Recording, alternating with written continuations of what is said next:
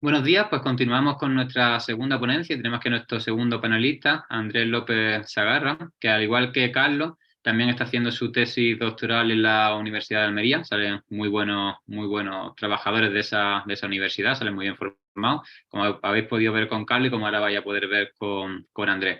Y además, pues, una de las cosas buenas que tenemos en España, porque también somos capaces de exportar muy buen talento que tenemos en nuestras tierras relacionadas con la ciencia del deporte, y concretamente Andrea ahora se encuentra, darle las gracias porque ahora mismo donde él está son las 3:30 de la mañana, que está ahora mismo en México, pero bueno, también como muchos de los asistentes que nos escriben, que también están por la otra parte del mundo en España, también haciendo mucho esfuerzo por seguir estas ponencias, pero creo que merecen la pena. Así que darte las gracias pues por trastocarte tu horario normal que tienes por allí tan lejos de nosotros, y por darte las gracias pues, por compartir tu experiencia igual utilizando esta tecnología, que si tengo entendido, pues a diferencia de Carlos, no va a dar una visión tan global de esa tecnología, sino que te va a centrar como en una aplicación concreta. Así que nada, simplemente ya te dejo con los asistentes para que le cuentes qué aplicación crees que puede servir pues, para optimizar el rendimiento, en este caso en fútbol,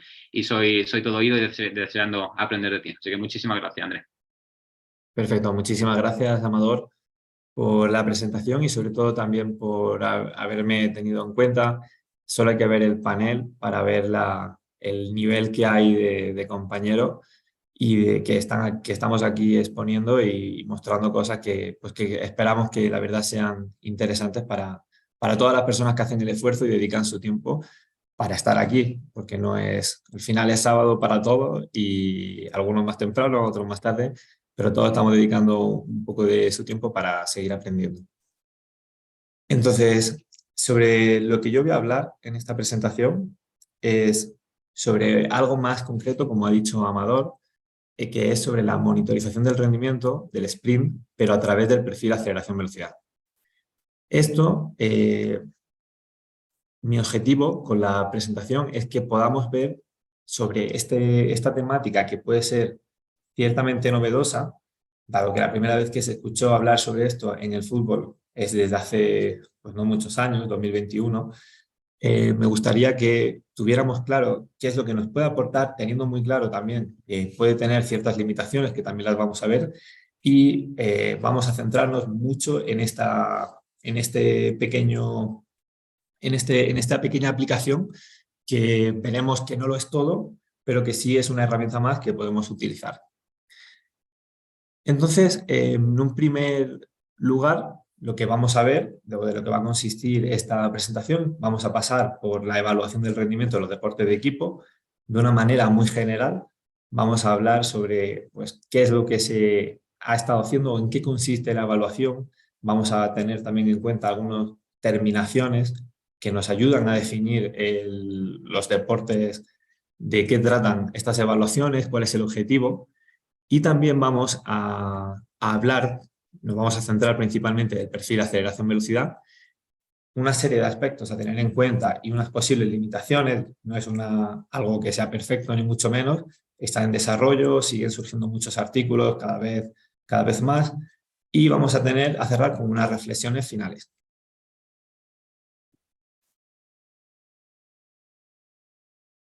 Por lo tanto, los objetivos van a ser los que yo me propongo para que cuando termine la presentación, es que todo el mundo conozca qué es el perfil aceleración-velocidad y que tengamos una visión clara, porque habremos analizado las aplicaciones prácticas y posibles limitaciones.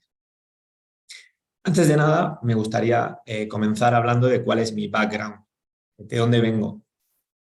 Nunca me gusta, cuando voy a algún webinar o a algún congreso, que la gente le dedique demasiado tiempo a hablar de más casi a lo que ha hecho a ellos que a lo que es la temática principal.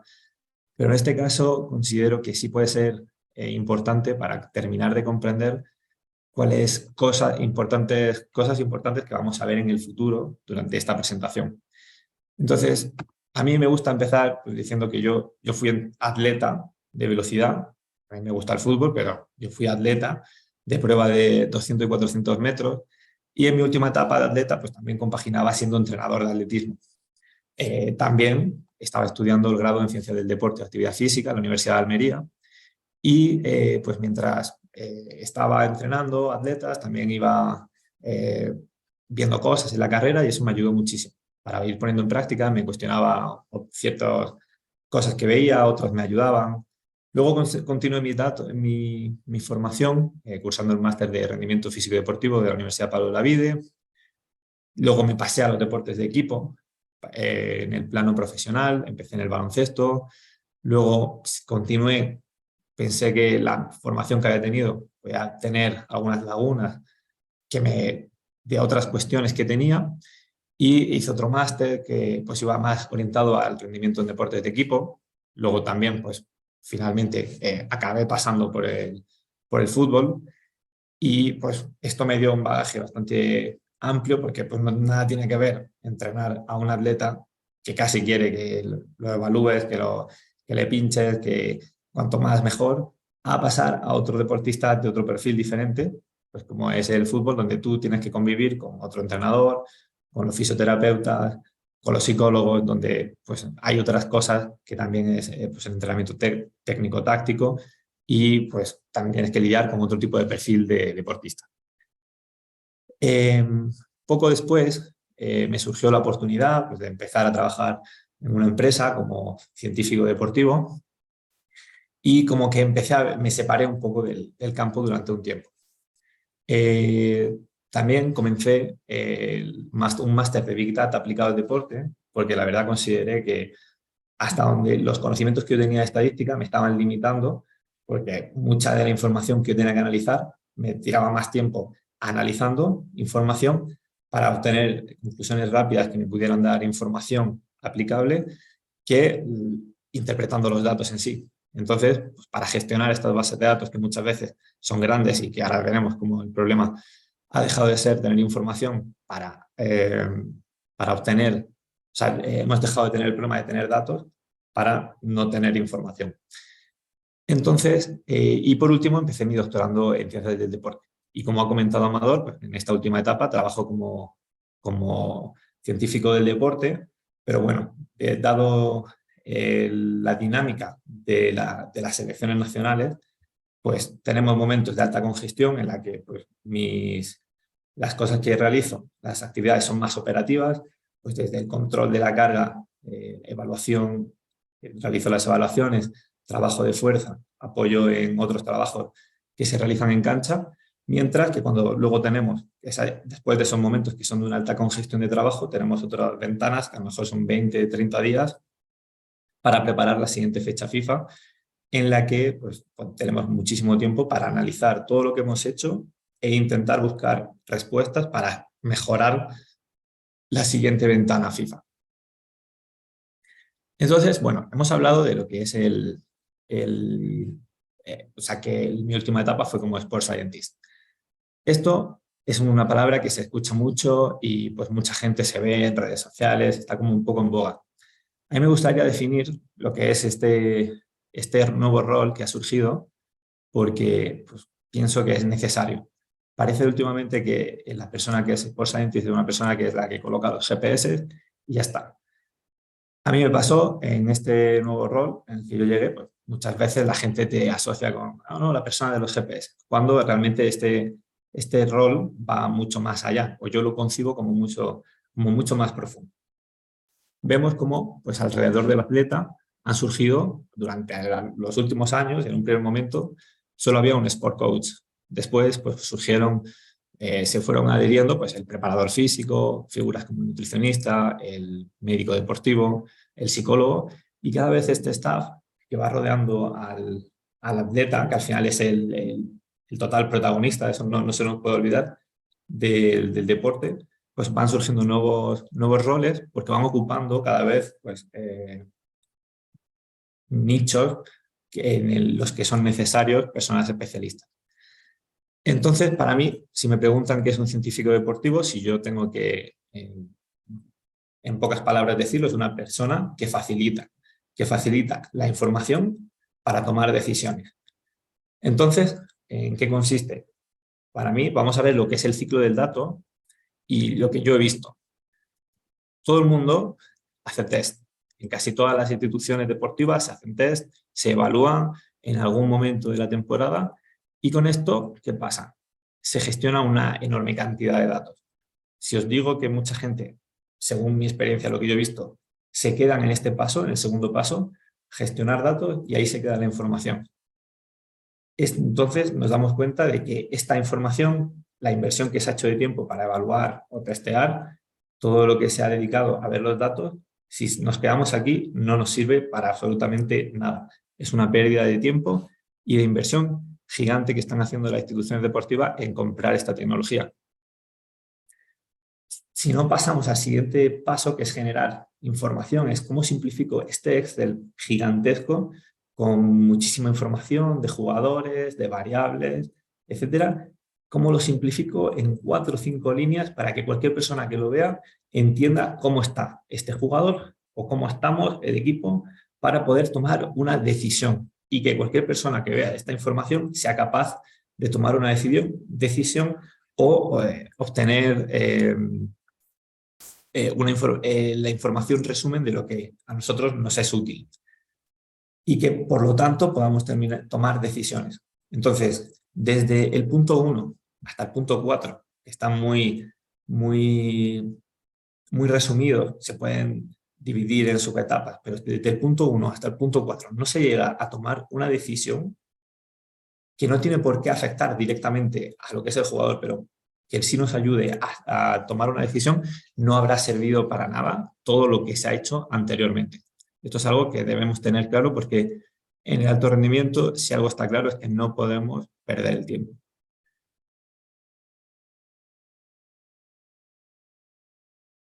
Entonces, como hemos dicho, ya después de esta pequeña introducción que he hecho, pre-introducción, vamos a hablar sobre la evaluación de lo que se ha hecho hasta ahora, y vamos a revisar algunos conceptos. Primero de todo, ¿por qué evaluar? Durante estos últimos meses me he hecho muy amigo, o me han gustado demasiado los diagramas de flujo. ¿Por qué? Porque pienso que en ambientes donde tienes diferentes situaciones, si no tienes un diagrama de flujo o más o menos lo tienes claro, al final te pierdes en el proceso. Entonces, esto es muy sencillito, pero yo quiero que lo veamos. Entonces, vamos a hacernos una pregunta. ¿Por qué evaluar? Todo el mundo sabemos que es importante, pero ¿por qué? Al final, si lo simplificamos mucho, es para conocer el estado del jugador. Yo evalúo para saber cómo está ese jugador. Y una vez que sé que ya tengo claro que es para eso, ¿cuál es el siguiente paso? Ok, para tener una información meramente descriptiva, si es simplemente para esto, para describir, y nos quedamos aquí, me parece que estamos perdiendo el tiempo. Al final, el fin último es tomar decisiones. Pero es posible que antes de eso necesitemos generar un conocimiento interno que no implique tomar una decisión, pero que al fin y al cabo va a acabar siendo el fin último tomar decisiones. Entonces, yo quiero conocer el estado del jugador. Antes realizo evaluaciones, tomo los datos que tengo y genero un conocimiento interno, y si veo que es aplicable y que es útil y que me puede permitir tomar decisiones para optimizar estímulo de entrenamiento, pues seguiré con ello. Si veo que no es aplicable, que no es útil, desecharé la evaluación. No voy a someter al atleta o al jugador, al resto del staff, que muchas veces no se habla de eso, no solamente de la implicación de la persona que se está evaluando, sino el equipo que está alrededor, que está apoyando en esa evaluación, que también es un tiempo muy valioso y que no debemos malgastar. Entonces, el fin último es tomar decisiones de cualquier evaluación. ¿Para qué? Para optimizar estímulos de entrenamiento. ¿Con qué objetivo? Pues hay 2 objetivos: incrementar el rendimiento o acelerar los procesos de recuperación. Oye, tenemos este protocolo, el protocolo A y el protocolo B, después de un partido. Jugamos un partido, en fecha FIFA normalmente tenemos 3 días en las que suele haber un viaje en medio, y jugamos 2 partidos. Jugamos el primero o tenemos un segundo partido. Tenemos 2 protocolos.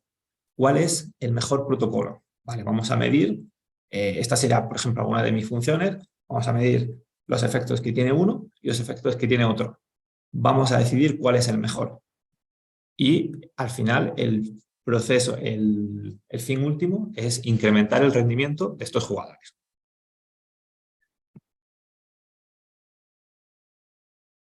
Otra de las preguntas sería, ¿cuándo evaluar?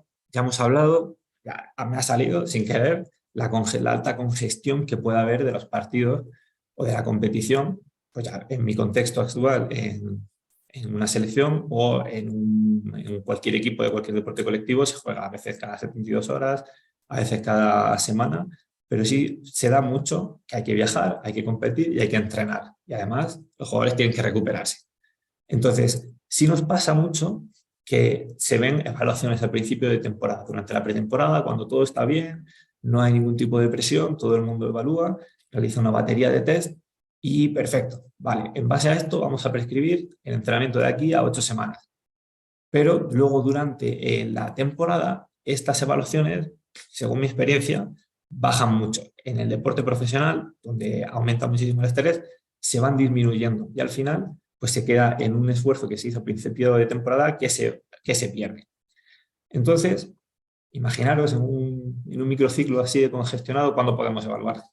Pues hay muy poco tiempo y el tiempo que se evalúa no se está entrenando. Y algo que tenemos que tener claro es que lo que va a dar el rendimiento el domingo, el sábado o en el partido que tengamos son muchos conceptos técnicos y tácticos, además de todo lo que engloba, que acompaña al jugador, pero eso es lo que va a tener, si el jugador no tiene claro de qué es cómo se va a jugar, cómo se va a defender o cómo se va a atacar, por mucho que nosotros tengamos mucha información sobre test físico, el rendimiento seguro se va a ver mermado en el partido. Y al final, nos guste o no, el rendimiento a corto plazo es lo que nos va a definir. Entonces, siguiendo bien, hablando sobre cuándo evaluar, pues hemos dicho que evaluar va a suponer un estrés al jugador. Y que además, esto puede ser controvertido, muchas condiciones del test versus la realidad. Por ejemplo, aquí tenemos un test de cambio de dirección 505 que realizamos en España, por ejemplo, para mi tesis doctoral, y que versus con la realidad de un cambio de dirección en el que el jugador no sabe cómo va a reaccionar el jugador que está enfrente, tiene que decidir en muchísimo tiempo, o sea, con menor tiempo de antelación, hacia dónde va a girar, con qué pierna. Además, hay un dispositivo o hay un balón en medio que también tiene que tener en cuenta dónde está su situación. ¿Qué relación puede haber con un cambio de dirección en el que el jugador ya sabe con qué pierna va a cambiar, tiene que ir y tiene que volver? Entonces, no digo que no sea importante, sí lo es, pero si tenemos que elegir las balas que vamos a gastarlas en un test o en una evaluación que a mí me dé la mayor información posible, porque no voy a poder hacer todas las evaluaciones que yo quiera. Avanzando en este concepto, me gustaría que empezáramos a pensar en el sentido de la palabra evaluar. Es así que en deportes individuales casi siempre se va en metodología bastante por delante de lo que son los deportes de equipo. Entonces diréis, ¿qué hace aquí una foto? Si esta charla es esta ponencia es sobre fútbol, hace una foto de ciclismo. El entrenamiento es como, o sea, deportes como el ciclismo nos dan, o sea, van muy por delante de lo que es la monitorización no soy experto ni mucho menos, pero la monitorización de la intensidad del entrenamiento. En este caso, aquí vemos que como este deportista tiene como un potenciómetro en el piñón que va midiendo la intensidad a tiempo real. Entonces, estos autores generaron una forma de poder acumular toda esta información que generaba el potenciómetro mientras este ciclista estaba entrenando, es decir, no se le decía al ciclista, vamos a hacer una evaluación concreta, que sí las harían, pero en este caso no. Vamos a hacer una evaluación concreta en la que queremos que hagas esta intensidad, luego otra no. Este deportista, este ciclista en concreto, hacía su entrenamiento y esa información que se iba recopilando la utilizaban para realizar un perfil con los datos máximos que de manera natural hacía este deportista durante su entrenamiento. Entonces surge el concepto, después, fijaros que este artículo es del 2011, pues casi 10 años después, estos autores, Morín y colaboradores, se les ocurre aplicar este concepto de evaluar a los jugadores sin evaluarlo, o de que cada entrenamiento sea una sesión de evaluación de manera pasiva al fútbol. Pero ¿cómo lo aplican al fútbol? ¿Cómo se podría aplicar al fútbol? Y es de aquí de donde van a hacer el concepto del perfil de aceleración-velocidad, en el que vamos a ahondar, pues de aumentar la frecuencia de obtener los datos mediante una toma de pasiva de datos. Entonces, surge de una necesidad de los preparadores físicos, entrenadores, de, oye, yo tengo que tomar decisiones muy frecuentemente en cuanto al entrenamiento. Y habrá momentos en los que yo tenga que tomar decisiones en base a test que se han realizado hace 3 semanas, hace 4 semanas. ¿Cómo de valioso es esa información para, teniendo en cuenta pues, todos los procesos de viajes, de fatiga, de competición que pueda haber en medio? ¿De qué manera sé yo que no me estoy equivocando? Surge una necesidad de yo necesitar esa información de manera mucho más frecuente, porque yo en mi trabajo tengo que tomar decisiones de manera mucho más frecuente de la que me permite el contexto evaluar. Entonces, teniendo en cuenta esto, esto nos lleva a un concepto diferente, y es, yo me planteo, evaluar es lo que nosotros necesitamos, o nosotros necesitamos más monitorizar. Son dos conceptos que son más una definición terminológica que algo que nos vaya a marcar una gran diferencia, pero sí pienso que es importante hablarla y dejarla clara. A mí me gusta más hablar de monitorizar, aunque hay momentos en los que es más importante acercarnos al otro lado de evaluar, y no quiero decir que no sea necesario. Pero si tú le preguntas a ChatGPT cuál es la diferencia entre monitorizar y evaluar, lo hice el otro día y me pareció bastante interesante lo que surgió. Porque siento que de esta manera todo el mundo va a ver que monitorizar es lo que nosotros necesitamos en el día a día, y evaluar puede estar bien en momentos puntuales para revisar cómo está todo de manera quizás un poco más profunda. Si nosotros nos fijamos en lo que significa monitorizar, pues es un proceso continuo, sale estas palabras como un proceso continuo de observación que nos dan un seguimiento de manera constante, que es lo que nosotros necesitamos. Podemos supervisar el rendimiento de forma regular y mantener un control constante, identificar problemas en tiempo real que permita tomar medidas. Fijaros que esto a mí, nada más que de escucharlo, me suena mucho mejor que quizás lo que puede ser, pues por ejemplo, un análisis en profundidad en un momento dado o al final de un periodo, de manera periódica, o al final de un proyecto, tomar decisiones informadas o realizar mejoras en el futuro. Muchas veces tú necesitas tener la información para aplicarla en ese momento. Entonces, es simplemente algo terminológico, no quiere decir que ahora porque alguien diga evaluar va a estar mal, o que alguien diga monitorizar significa que sabe un montón, pero a mí me gusta más hablar de monitorizar, y a nivel personal, pues os digo que cuando yo utilizo la palabra evaluar, siempre genera más resistencia para generar cualquier tipo de trabajo que cuando utilizo la palabra monitorizar. Más adelante vamos a hablar de algunos ejemplos que podría ser una diferencia entre monitorizar y evaluar, pero siento que a mí ahora mismo, cuando utilizo la palabra monitorizar y el sentido de la palabra monitorizar, se identifica mucho más a lo que yo hago. Entonces, ahora vamos a hablar de lo que es el perfil aceleración-velocidad. Ya hemos visto un poco todo y vamos a ver que el perfil de aceleración-velocidad es una herramienta que nos va a permitir monitorizar las capacidades mecánicas de aceleración y de velocidad de los jugadores de manera pasiva. ¿Y cómo puede ser esto de manera pasiva? Pues vamos a ver, los jugadores ya se han acostumbrado, la gran mayoría, a llevar estos dispositivos, lo que pueden ser los dispositivos considerados como GPS. Y además, también esta información o este perfil se puede calcular a través de otros sistemas de videotraqueo, como pueden ser las cámaras que hay en los estadios. Entonces, siguiendo con el concepto, si nos acordamos del ciclista, vamos a utilizar información de un elemento que ya lleva integrado el deportista y que lo tiene muy asumido, para obtener información que nos permita tomar decisiones. Como este dispositivo se lo pone todos los días, voy a evaluarlo, voy a monitorearlo todos los días utilizando esta información que capta.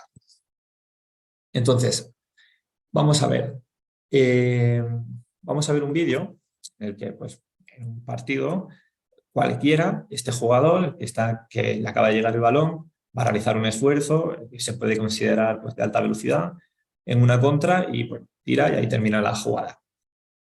Este jugador lleva un dispositivo GPS y este dispositivo GPS, este jugador ni siquiera está pensando en que se le está monitoreando, ni que se le está tomando información, ni que esto puede significar un test para él. Él está jugando y él quiere marcar ese gol.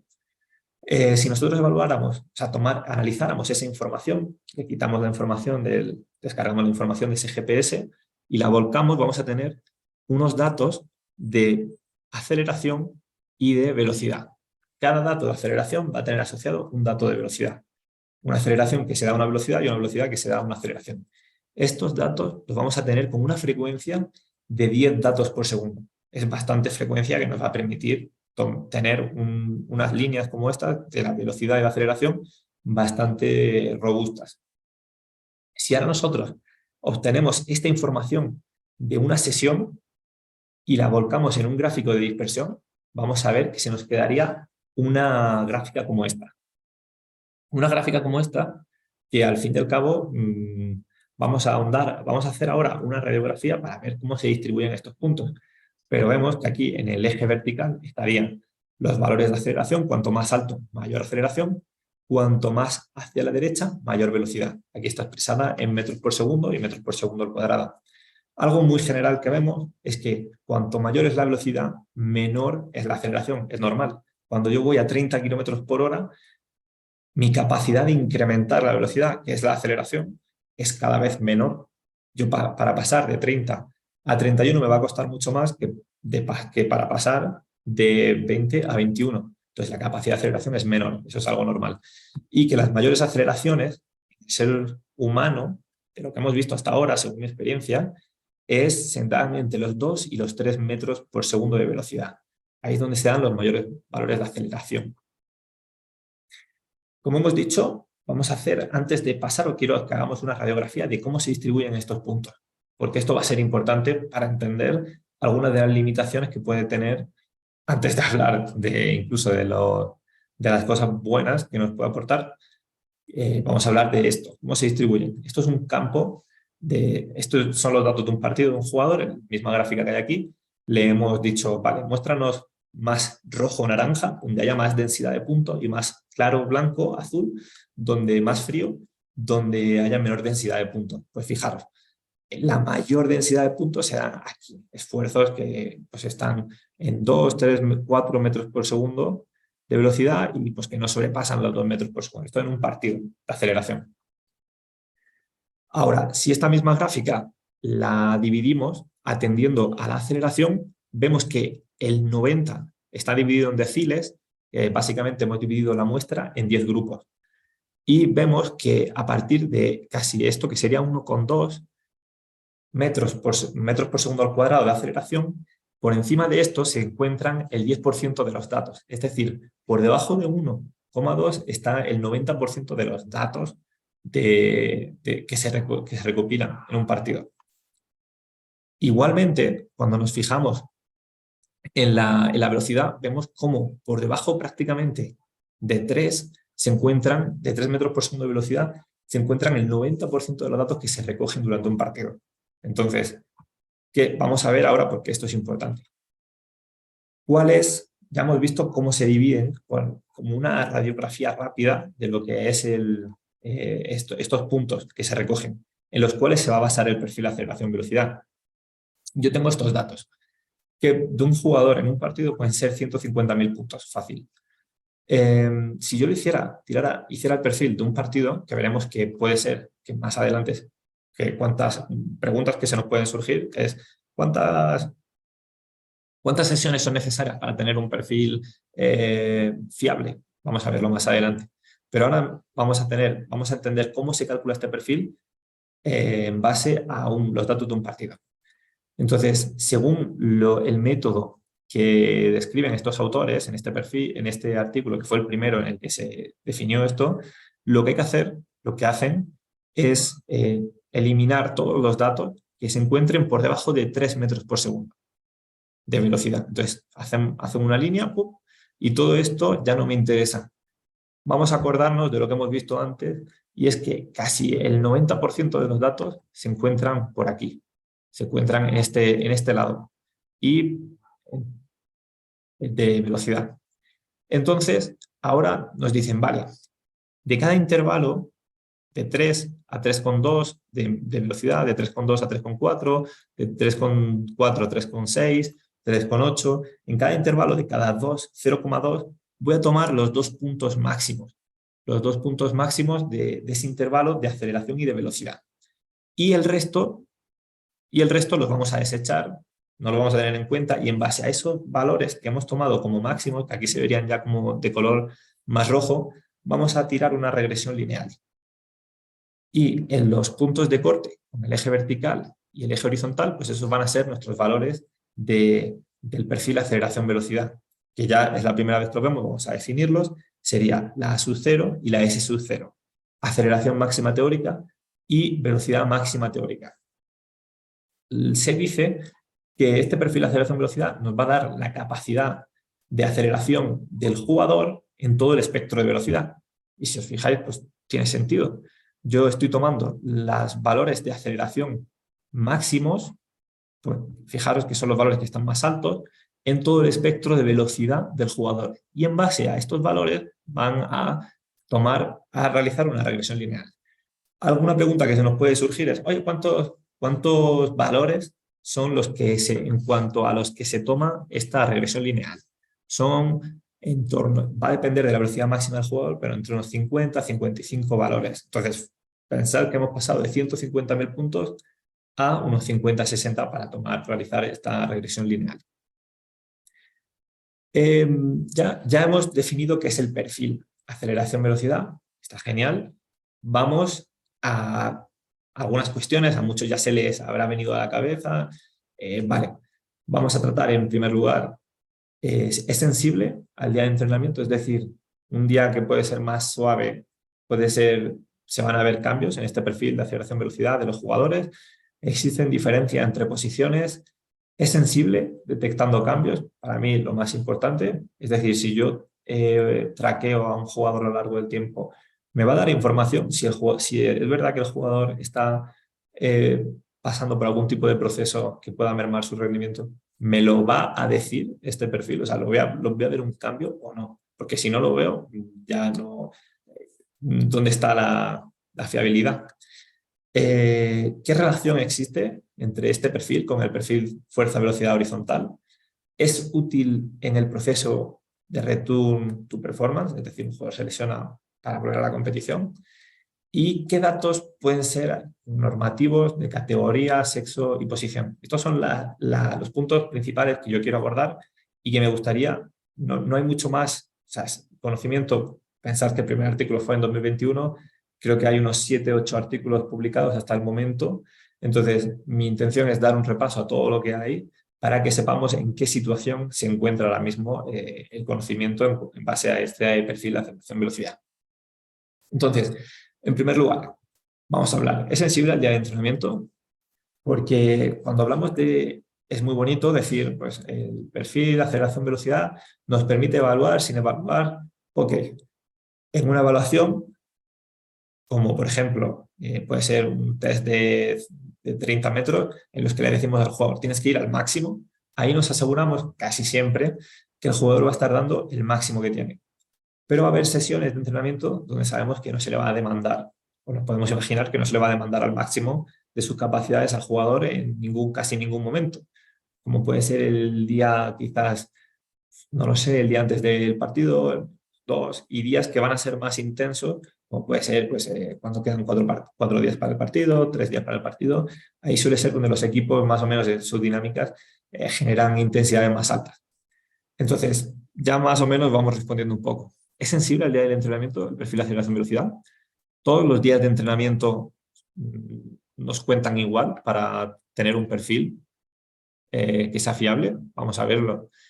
En primer lugar, se realizó Alonso Callejo y colaboradores en este artículo que se realizó pues, no hace tanto tiempo. Tomaron datos de un mes de entrenamiento y competición de 25 jugadores de un equipo de segunda división. Entonces, ¿qué se dieron cuenta? Pues vieron que si nos fijamos aquí, pues estos son los datos del la sub 0, del perfil de aceleración velocidad en función de cada match day. Vemos así a grosso modo cómo los datos en partido, fijaros cómo están mucho más agrupados los datos de jugadores, pero hay datos de jugadores durante el resto de los días de entrenamiento que no se encuentran tan juntitos, es decir, hay mucha amplitud en los datos, tanto de aceleración como de velocidad máxima. Esto es normal. Y vemos, por ejemplo, como la aceleración máxima, pues, por ejemplo, en un día como el -2, el jugador que más llega es de 6, y en el día de partido prácticamente ningún jugador está por debajo de 8. Entonces ya vamos viendo pues, que sí es sensible, es decir, vamos a tener días donde el perfil va a estar más bajo y días que los datos del perfil, la sub 0 y ese sub 0 van a ser más altos. Entonces, Andrés, a mí no me sirve porque, claro, voy a comparar un -2 con un partido y claro que me va a salir el jugador más bajo de sus valores. Algo muy importante es que en este tipo de comparaciones, al final tenemos que comparar cosas que sean lo mismo. Yo voy a comparar, o cuando yo realizo, si yo voy a comparar día con día, por ejemplo, el match de -2 de esta semana versus la semana pasada, yo tengo que comparar el mismo tipo día de entrenamiento porque van a tener dinámicas similares. Igualmente vamos a ver cómo no es lo más eficiente comparar día con día, sino tener un conjunto de datos que incluyan pues, una serie de diferentes días donde se haya tocado, pues habrá días donde la aceleración, si se trabaje más la parte de aceleración o los jugadores estén más estimulados en esta parte de aquí, que más en esta parte, y pues al final todos esos datos se van acumulando y vamos a tener un perfil con datos de todos los días de una semana y vamos a tener un dato que sea bastante fiable. Entonces, pues vemos que sí, que son los datos de perfil de aceleración velocidad son sensibles. Ahora, estos autores también realizaron como pues, unos datos relativos de la aceleración máxima teórica y la velocidad máxima teórica. Estas líneas horizontales sería el 100%, que es el partido. Esto está en porcentual. Entonces, vemos como prácticamente para este equipo, es importante saberlo, al final son 25 jugadores, en este equipo, en este contexto, casi ningún día se acercan a lo que es el 100% en el valor de A sub 0. Entonces, vale, si yo quiero tener valores fiables, parece que para este equipo yo tendría que incluir datos de partido, porque es donde alcanzan sus mayores valores de aceleración máxima teórica. Cuando me fijo en la velocidad, pues vemos que aquí ya no distan tanto. Por ejemplo, puede parecer en un match de -2 hay jugadores que sí sobrepasan su 100% de la velocidad máxima. Entonces, este día me estoy asegurando que estoy recabando datos que sí me van a dar información de calidad para tirar esa línea de regresión lineal que al final es la que me va a dar la sub 0 y la S sub 0. Entonces, siguiente pregunta podría ser, ¿existen diferencias entre posiciones? Pues claro que sí.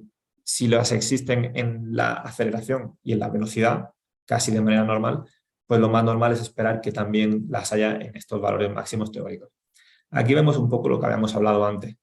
Vemos cómo, si nos fijamos en el caso de la aceleración, aquí lo tenemos los datos por partidos y en cada columna los datos de cada posición. Si nos fijamos en los datos de partido, vemos como no hay tanta diferencia, entre comillas, vamos a ver por qué no hay tanta en comparación con otros días de entrenamiento.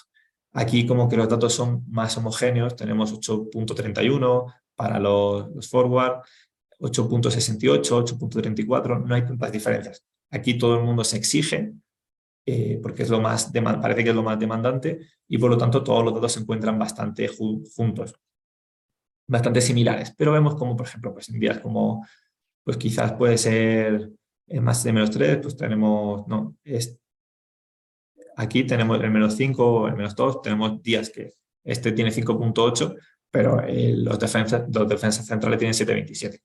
Entonces, tenemos que tener en cuenta cuáles son los días que van a ser más interesantes para nosotros de recopilar, porque son los que nos van a dar mayores valores, que son al final en base a los cuales se va a calcular este perfil. Siguiente, publicamos este artículo en el que estudiamos a lo largo de una temporada, de la temporada 2019, como un equipo que participaba en Europa League, incluimos 18 partidos, entendiendo que los partidos eran el evento más demandante y que por lo tanto pues, nos iba a dar la mayor cantidad de información. Obviamente lo ideal hubiera sido incluir también datos de entrenamiento para compaginarlo, pero al final nada es perfecto y no se pudieron incluir. Se tuvieron en cuenta 14 jugadores y se monitorizó los valores de A sub 0 y S sub 0 durante toda la temporada. Solamente durante los partidos. Entonces se realizaron 5 periodos en los que se dividió la temporada, en los que había pues, 3 partidos, 4 partidos, 3 partidos, 4 partidos y 4 partidos. Entonces quisimos ver si había jugadores que a lo largo del tiempo fluctuaban sus valores o siempre se mantenían estables, entendiendo pues, que al final la competición es similar en cuanto a espacio, en cuanto a dinámica y que no iba a estar influido por ninguna tarea. Entonces vimos cómo efectivamente había bastante amplitud en diferencias entre los jugadores. Y aparte de eso, veíamos cómo pues, un jugador empezaba aquí la pretemporada, luego bajaba, luego subía, luego bajaba otra vez, luego subía. Y obviamente, idealmente, pues aquí estamos tomando periodos de un mes y medio, 2, que quizás incluso quizás no es demasiado amplio y puede ser que nos estuviéramos perdiendo cosas en medio. Lo ideal quizás hubiera sido hacerlo cada menor periodo de tiempo. Igualmente vemos que cuando nos fijamos en el promedio, en estas gráficas inferiores del equipo, vemos como la diferencia, como esa variación no es tanta, porque al final el perfil aceleración-velocidad es algo que nos va a dar información a nivel individual. Si hago el promedio con el equipo, pues se va a quedar un poco en ningún tipo de aplicación práctica. Si vemos como pues, la desviación estándar en algunos periodos es más alta, en otros más baja, lo que nos da información de que puede ser que está habiendo bastante variación entre los datos de los jugadores. Entonces, nos parece, según este artículo, este trabajo, que sí puede ser sensible detectando cambios. Hace menos tiempo, hace un año, se publicó este artículo en el que pues, se evaluaba la validez de este perfil de aceleración-velocidad. Esto se llevó a cabo durante 3 semanas con sesiones de entrenamiento y competición con un equipo de fútbol profesional sub-18 y teniendo en cuenta 18 jugadores. Entonces, ¿qué se hacía? Los autores evaluaron los datos del perfil de aceleración-velocidad de un sprint, es decir, se les exigió a los jugadores hacer un sprint máximo y esto se evaluó aparte del resto de datos durante las sesiones. Es decir, primero hacían un sprint, esos datos se calculaba el perfil de aceleración-velocidad en base a esos datos, luego tenían todos los datos de los entrenamientos que incluían competición y entrenamiento durante una semana, que sería la 1, la 2 y la 3, y luego todo, excepto el sprint, y luego teniendo todo en cuenta.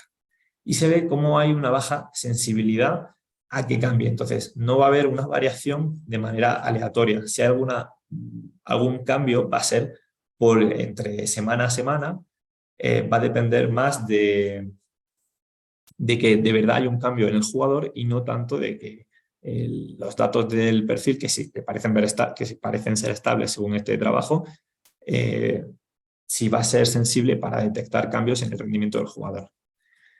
Esto, ok, estaréis pensando, ok, Andrés, esto está muy bien, pero ¿cómo aterrizo o cómo llevo yo esto al campo? Aquí os muestro una gráfica que nosotros internamente desarrollamos para monitorizar al jugador en cualquiera de sus variables. Veréis diferentes líneas, en este caso pues, puede ser la variable A sub 0. Vemos una línea negra y una línea azul. La línea negra es el valor que se obtiene de A sub 0 en cada semana. Estos serían los datos de una semana, los datos de otra semana, los datos de otra, los datos de otra. De tener todo el conjunto de datos de todos los tipos de días de entrenamiento y de competición. Entonces vamos a ver, este es el dato que nos va surgiendo a lo largo de las semanas. Y luego, porque podemos ver, vale, aquí ha subido, aquí ha bajado, aquí me asusto, pero aquí qué bueno soy. Nosotros nos preguntamos, vale, ¿cómo es estadísticamente, cómo podemos establecer que un dato es diferente? Para establecer unos márgenes superiores, que sería la línea roja superior y la línea roja inferior, de lo que puede ser algo normal, esperable, algo que no es estadísticamente significativo. Entonces, en base a una media móvil o rolling average, que es el valor azul, vemos como, por ejemplo, pues este punto de aquí sería la media entre este valor y este valor.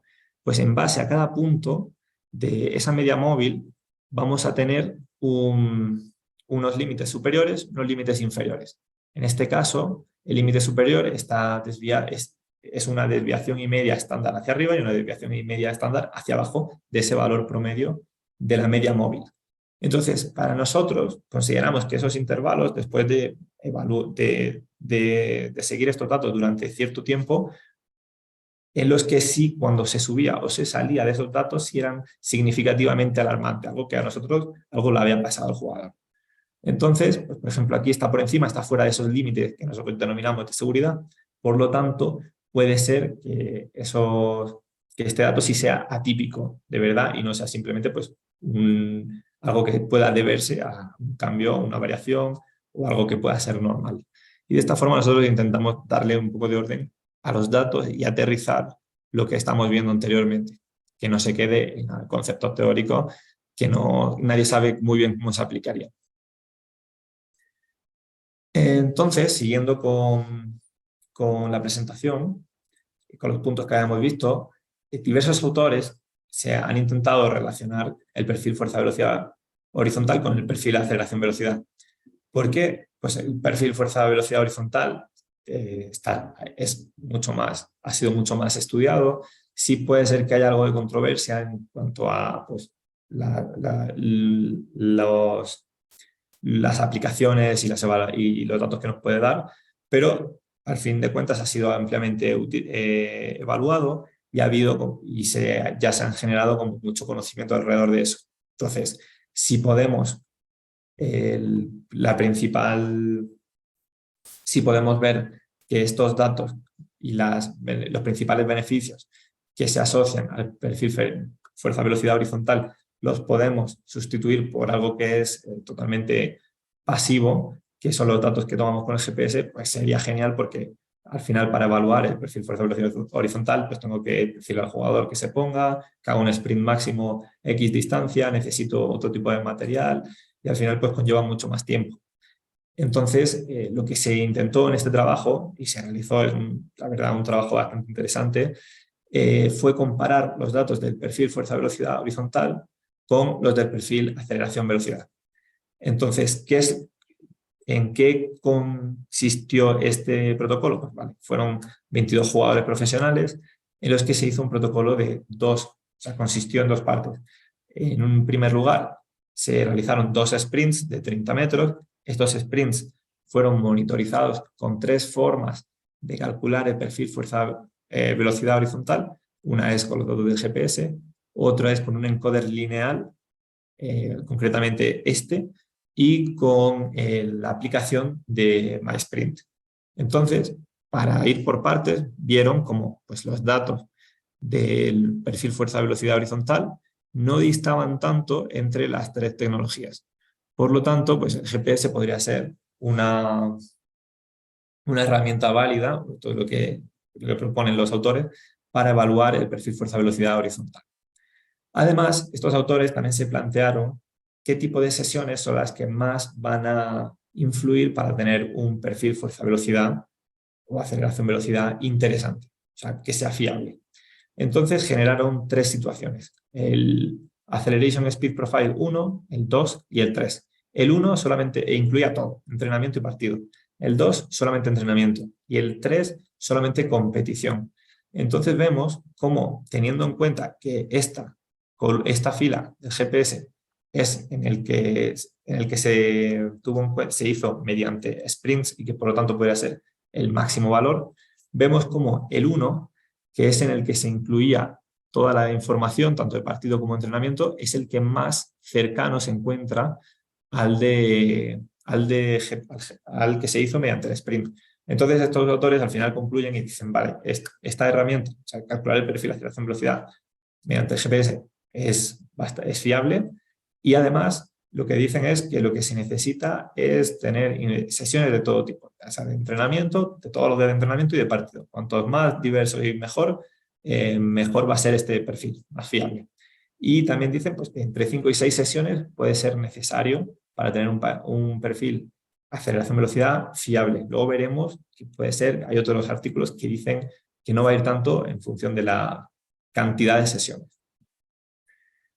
Entonces, como ya hemos visto, pues parece que la evaluación de una o la aceleración máxima teórica y la fuerza horizontal máxima teórica pueden ser elementos que pueden ser similares o comparables. De hecho, hay algún artículo en el que pues, se hace una justificación matemática de por qué pueden ser comparables. Y básicamente pues, se llega a la conclusión de que eso es la misma magnitud expresada en diferente unidad. Entonces, una posible aplicación que ya se ha visto con la fuerza horizontal máxima teórica es que puede ser, se ha asociado que cuando disminuye, con esto hay que tener cuidado, con un mayor riesgo de lesión o una disminución en el rendimiento en el sprint, porque al final pues, es mayor la musculatura isquiosural y junto con glúteos pueden ser los mayores, los que más están relacionados con la producción de fuerza horizontal. Pero esto ya digo, hay que tenerlo, todavía falta bastante información, se tienen que realizar estudios concretamente con la aceleración máxima teórica para de verdad estar seguro y poder no equivocarse en cuanto a esto. En cuanto a una de sus otras utilidades, puede ser, pues, a ver, como vamos a aprovechar que yo estoy teniendo datos de los jugadores semana a semana y yo tengo sus perfiles, cuando yo tenga algún jugador que se me lesiona, por ejemplo, tengo aquí sus datos de sus 3 últimas semanas, estos son sus perfiles, aceleración máxima, o sea, sus valores de aceleración máxima teórica y velocidad máxima teórica, este jugador se lesiona, empieza a trabajar, todavía no se reincorpora con el grupo, cuando ya se reincorpora con el grupo, yo evalúo, o sea, monitorizo su perfil, sus valores máximos, y yo veo que se encuentra aquí. Pues tengo una información objetiva y comparándola con semanas previas, veo que se puede encontrar por debajo de lo que son los valores normales para días similares o semanas similares para ese jugador. Esto obviamente, esta línea son valores, no hemos tenido datos de ningún jugador pre y post lesionado, pero podemos entender que puede haber una menor. Y si encontramos esta información, puede ser aplicable para un proceso de vuelta a la competición y que nos puede guiar para tener unos valores de referencia, sin tener que estar insistiendo al jugador para realizar alguna evaluación o testearlo. Vale. Algo que me llama la atención es, pues, realizando, si buscamos en PubMed, por ejemplo, perfil de aceleración-velocidad, estos son los artículos que hay publicados hasta el momento. Al final, como pues, se busca normalmente publicar con deportistas profesionales, las muestras no son muy amplias. Encontramos que hay muestras desde 9 jugadores hasta 26. Y a mí, pues esto me genera un poco de inseguridad, pues como vamos a veces, es mejor poco que nada, pero a veces si quieren generar, estandarizar cierta información de una muestra muy pequeña a una muestra, a una población que es gigante. Entonces, una de las ventajas de no tener que monitorizar o evaluar mediante una evaluación per se, en el que tengamos que requerir al jugador explícitamente para eso, es que nos va a permitir tener acceso a muchos más datos y por lo tanto tener valores que pueden ser más robustos. Estos datos están sin publicar y son datos de análisis interno, no de mi trabajo actual, sino de otros anteriores, en el que pues, hemos tenido acceso a una muestra de más de 700 jugadores. Esto, hablando de lo que se viene haciendo para este tipo para el perfil de aceleración velocidad, es muchísimo más de lo que se tenía. Entonces, puede ser interesante tener unos datos de referencia en base a estos jugadores. Tenemos datos de primera división femenina, segunda división y pues valores de sub-20. con unas muestras bastante amplias, 200 jugadores de primera división, de 163 de primera división de mujeres, segunda división 174 y pues unas muestras que se pueden considerar bastante amplias. Con todas estas muestras, el objetivo es estudiar si hay diferencias entre sexos, diferencias entre categorías y, lo más interesante, las diferencias entre posiciones entre categorías. Entonces, vale, vamos a estudiar diferencias entre sexos. ¿Qué podemos encontrar? ¿Habrá diferencias entre sexo masculino y sexo femenino? Pues parece que sí, porque ya las hay en otros valores de otras evaluaciones, pues todo parece indicar que aquí también iba a haber unas diferencias significativas en los valores promedio. Eso no es tampoco tan interesante, no tiene ninguna aplicación, pero meramente descriptivo. Habrá diferencias entre categorías, es decir, un jugador que juega en primera división tendrá mayores valores que un jugador que juega en segunda y que un jugador que juega en otra categoría, como puede ser juveniles. Entonces vemos que parece que sí, que también en aceleración máxima teórica y en velocidad máxima teórica hay como una progresión en los valores promedio. ¿Esto por qué puede ser interesante?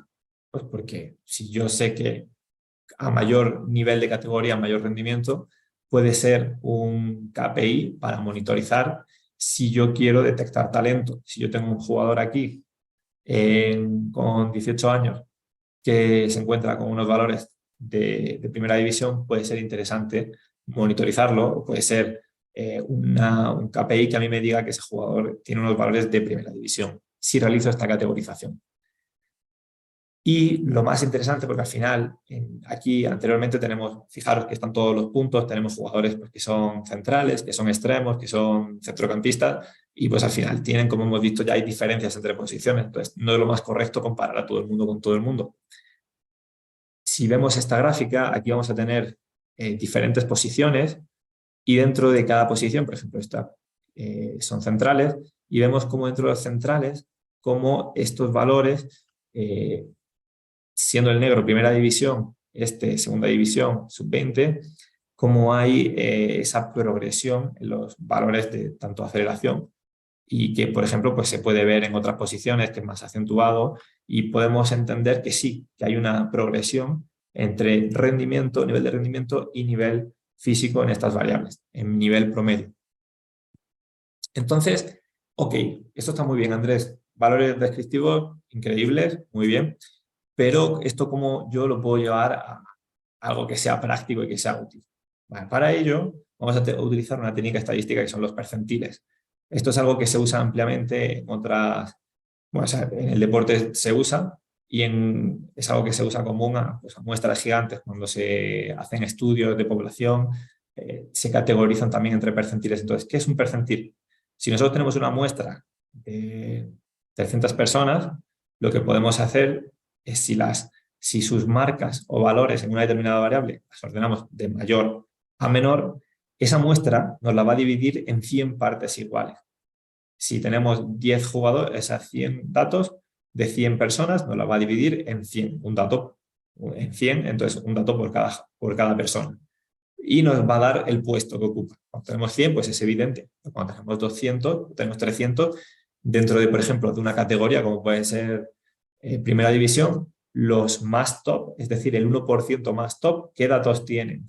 El 10% más top, ¿qué datos tienen? El promedio, que sería, por ejemplo, el percentil 50, coincidiría con el promedio, y, por ejemplo, pues a partir del percentil 90, estaríamos hablando del 10% más top, o esta línea también nos indica cuáles son las desviaciones estándar de las que estamos hablando.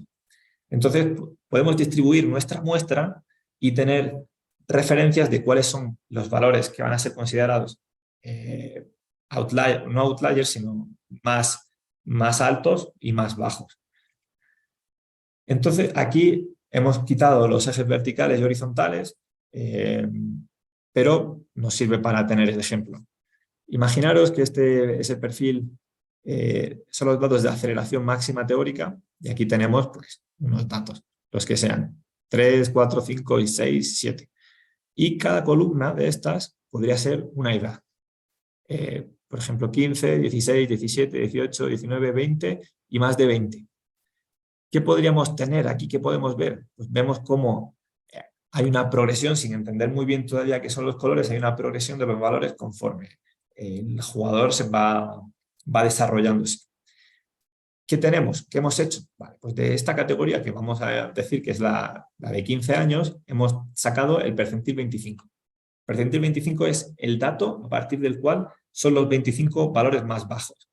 El percentil 50, que sería la línea naranja, que sería el promedio para esa categoría. El percentil 75, que sería el 25% más top. Y el percentil 90, que es el 10% más top. Es decir, por encima de este valor, de esta línea, en esta categoría tenemos al 10%, los que tienen estos valores son los más altos de esta categoría. Entonces tenemos como una trayectoria natural de cuáles son los valores por edad. Imaginaros, yo tengo un jugador que es sub-17 y me da este dato en el test. Y yo digo, ostras, a ver, este jugador está muy por encima de lo que son los datos de su categoría, es decir, está en el 10% más top, pero es que además, si lo comparo con el resto de categorías, está a nivel de los que están por encima de 20, por encima de los que son de más de 20 años. Entonces, para mí es un KPI para detectar talento físico. Este jugador está a unos valores que están los de primera división, por ejemplo, o los que ya son más de 20 años. Entonces, este jugador tiene unos valores que sí son atípicos para su edad y para lo que sería el resto de categorías. Entonces, pues perfecto, puedo identificarlo. ¿Qué pasaría al contrario? Yo tengo un jugador que en unas variables está aquí, pero en otras está aquí. Yo puedo identificar objetivamente dónde se encuentra ese jugador y puedo monitorizar su cambio a lo largo de los años, cómo va evolucionando sus valores. Es decir, yo tengo un jugador que puede ser bueno técnicamente, pero en estos test está bajo, está en el percentil 25. Pues sé a qué variable tengo que enfocarme para ir mejorando, porque es en esa variable donde está más bajo en función de su muestra. Entonces, pues es información que se puede aplicar. Este tipo de análisis son bastante frecuentes, sobre todo se han publicado hace poco análisis similares en UFC y a lo largo de, testando diferentes categorías, y creo que puede ser bastante interesante y aplicable para cualquier tipo de test o de evaluación.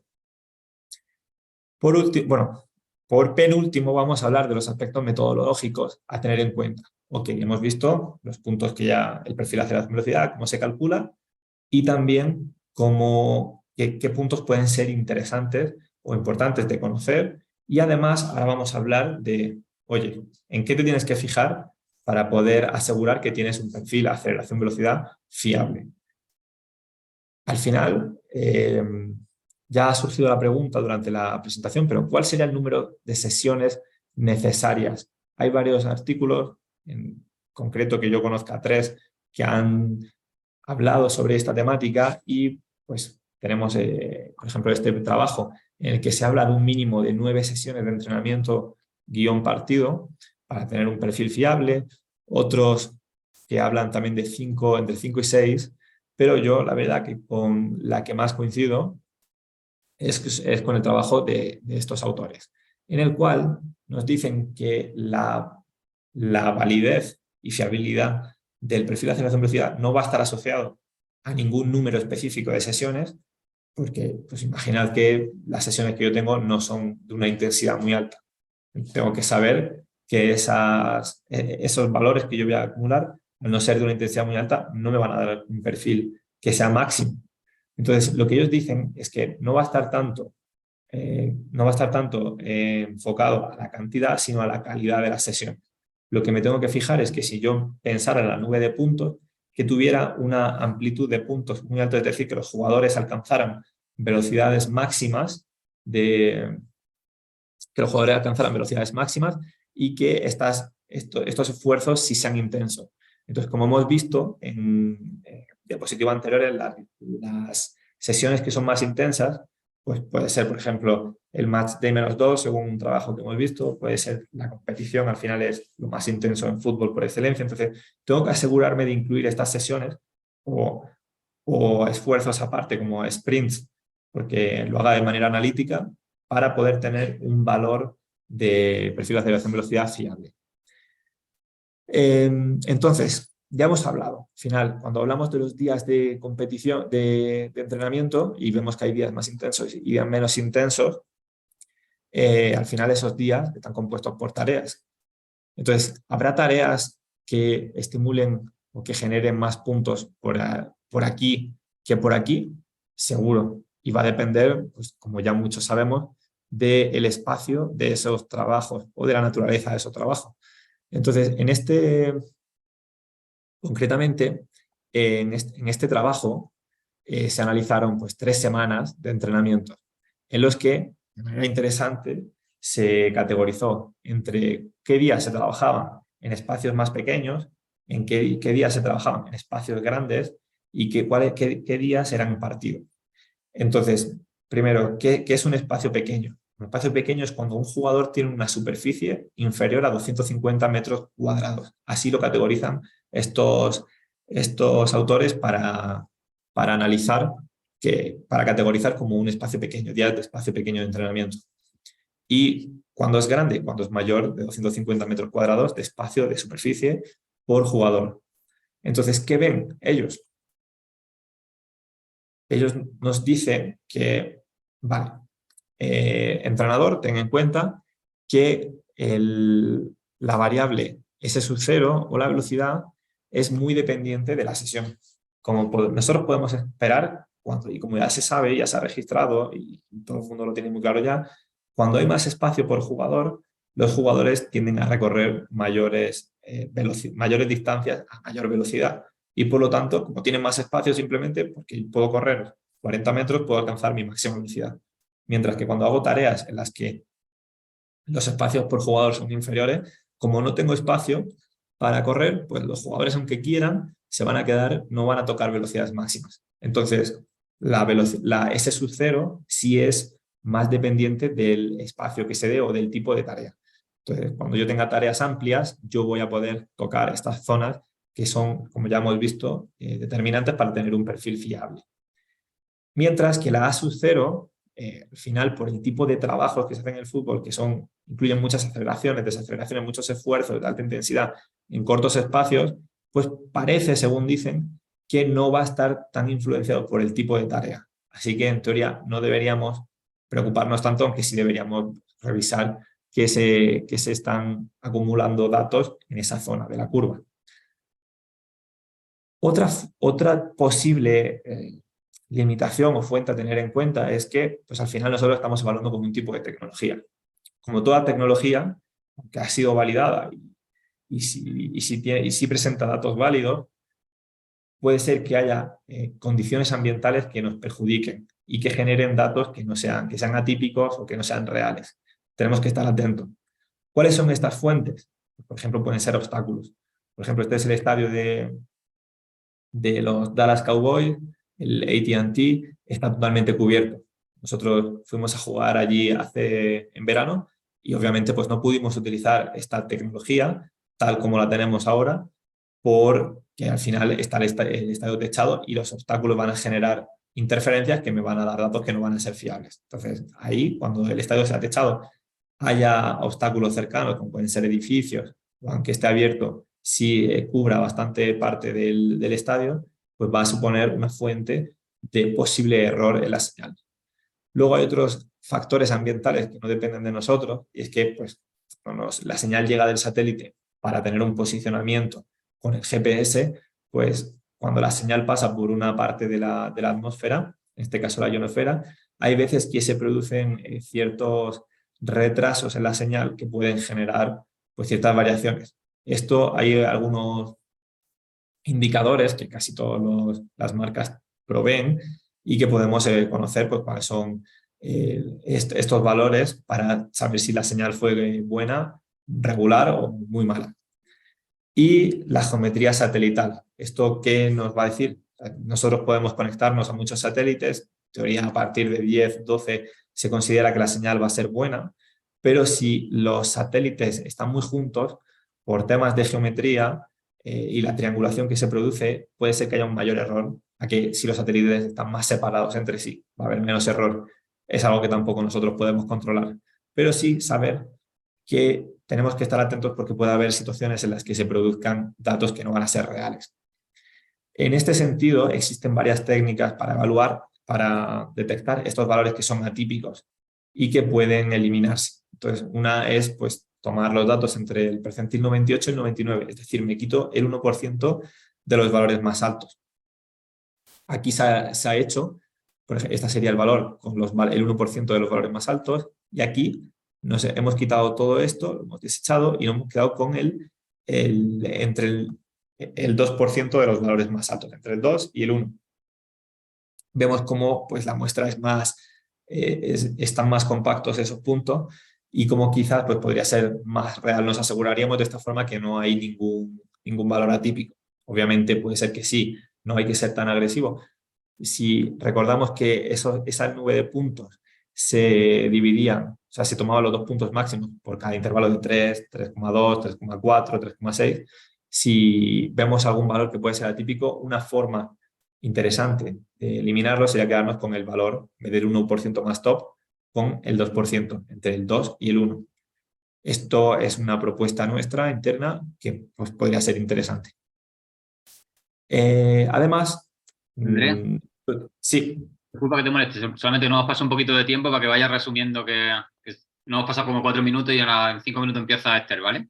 Perfecto. Reflexiones finales.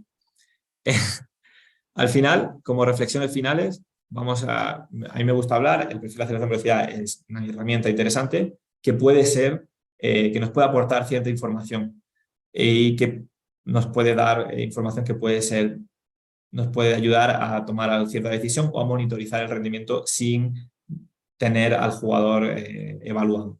Entonces, a mí me gusta siempre terminar con esta diapositiva porque me parece bastante interesante. La tomé de una presentación de Julen Castellano, en la que se dice que medir el viento no le hace, porque yo ponga un barómetro o ponga una herramienta que mida el viento, no me va a hacer meteorólogo. Igual que poner un GPS en un jugador no me va a hacer científico deportivo. Hay otro tipo de habilidades que son las que me van a aportar valor y son las que de verdad te van a aportar valor a la toma de decisiones. Y al final, muchas veces te das cuenta de que se habla mucho de tecnología, ¿no? Necesito unas plataformas de fuerza, necesito un encoder, necesito el GPS. Y al final lo que nosotros queremos es transformar esa tecnología que, como también ha terminado antes la presentación Carlos García, lo que nunca va a ser un medio, sino o sea, nunca va a ser el fin, sino va a ser un medio. Nosotros lo que necesitamos es conocimiento para apoyar las decisiones que tomamos nosotros o que toman otros entrenadores. Y con esto, pues os doy las gracias, muchísimas gracias por vuestro tiempo. La verdad, ha sido un placer estar aquí con vosotros y bueno, pues estaré encantado de poder ver vuestras preguntas al final en la mesa redonda y muchísimas gracias, Amador, por la oportunidad de poder compartir aquí con ustedes. Muchísimas gracias a ti, Andrés, por esta intensa formación que nos has dado.